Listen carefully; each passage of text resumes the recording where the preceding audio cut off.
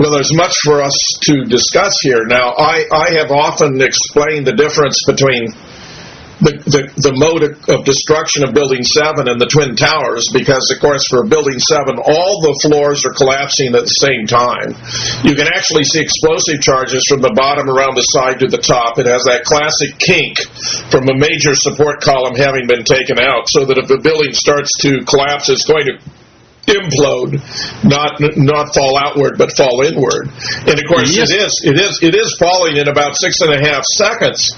But you know, Dimitri, I mean, that building was erected over 2 enormous electrical generators. It was used, even though in the Twin Towers they used support columns that were hollowed out in the center, which give virtually as much support as solid steel beams. In the Building 7, they actually used solid steel beams.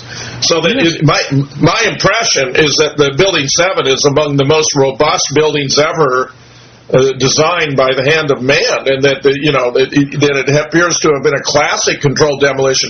I don't understand the case for nuclear demolition there. I'm very interested in hearing it from you. Okay, if you want to know my humble opinion, it is like this. Because as you say, that Building 7 was one of the strongest buildings in the world, and the problem is that the controlled demolition, in the former meaning, when they use the explosives to cut the bearing structures of the building in order to implode it, normally they can do it only with the old type of buildings, like brick walled or concrete paneled or something like this. So, but the problem is that you can't use the explosives to cut the hollow tubes. It's not so easy. Or in this case, solid steel support. You're talking about all the major structural supports in Building 7. We're talking about. You would need enormous amount of explosive actually to demolish a steel framed building. I think it's unaffordable. Well, if the United States government was involved here, Donald Rumsfeld reported $2.3 trillion missing from the Pentagon budget the day before 9/11.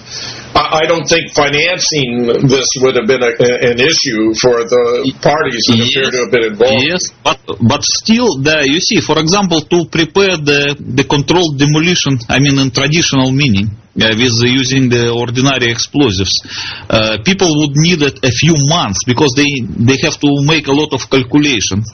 They have to remove glass panes. They also have to position the explosives in the right spots. They have to make the wiring system to detonate them in a proper manner. So they can't just do it in half an hour to wire with the explosives the Building 7. There's just simply no time for this. Well, they can't do it long time in advance, because the people will notice it. They will notice the preparation. Well, my impression is the fires in Building 7 were really quite modest. Of course, it wasn't hit by any alleged aircraft, and there were no jet fuel-based fires, which, of course, also appears to be a form of deception, because most of the jet fuel burned up in the first 10 or 15 seconds in the spectacular fireballs, and the fires that remained only burned at a very modest temperature of about 500 degrees Fahrenheit, which is the same for an ordinary office fire. So those fires could have burned forever and not done any damage to the steel.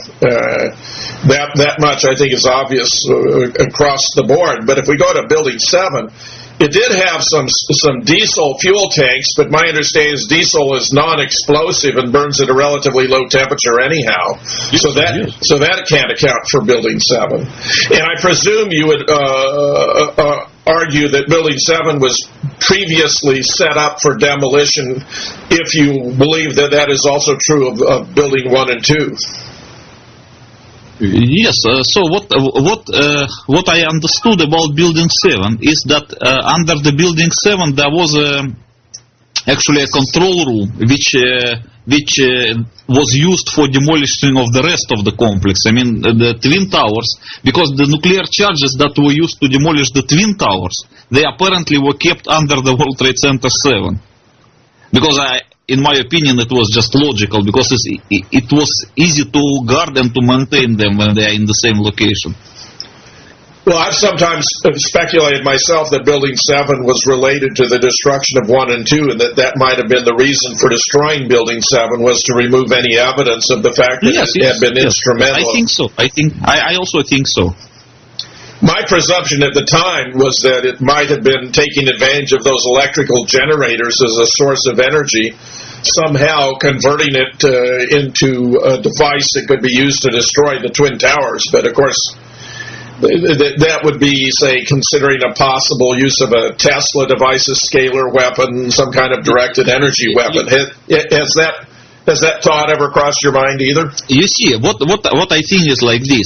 If I were not a former officer of the Soviet Special Control Service, and if I never heard in my life previously about the nuclear demolition idea of the World Trade Center, I would rather believe like this. But the problem is that because I knew it, that means I knew it. Because why should I believe in Tesla device if I knew it from my former service? It was the nuclear charges. Yes.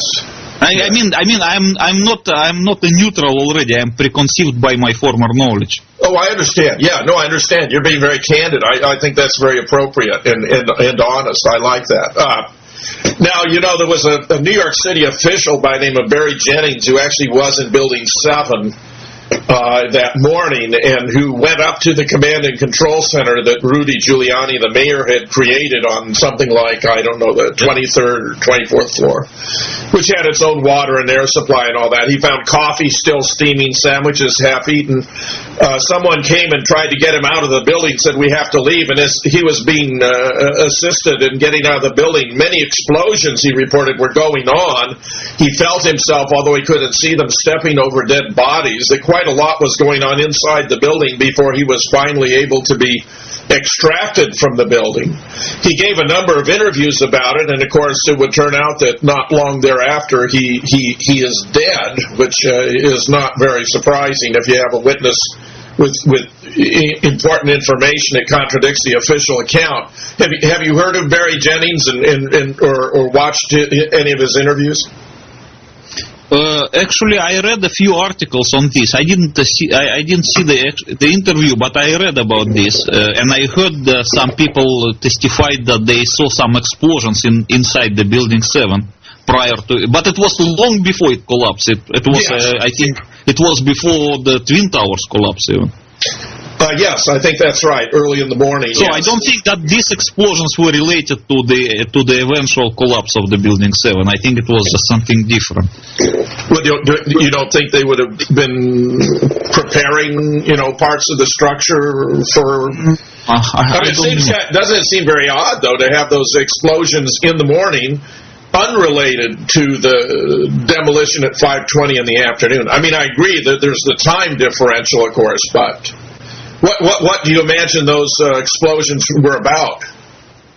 I don't know, because I was not a witness of this. You see, sure. I like to say only what I know for sure. For example, I can confirm to you, yes, that indeed I was an officer in the Soviet Special Control Service, and I heard about the nuclear demolition idea of the World Trade Center before 9/11. This, yes, I can confirm. But the rest, I don't like to speculate. Yes. Because I'm not a witness. Yes.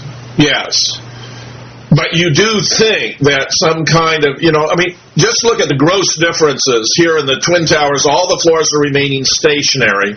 The buildings are being blown up from the top down. In the Building 7, all the floors are collapsing at the same time, and the explosion, seems to be initiated at the bottom and work up the side to the top.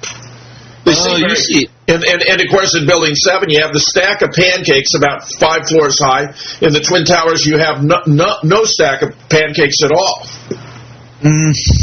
It appears like this, but if we consider this from the point of the nuclear demolition, the difference can be explained. It's not so difficult to explain.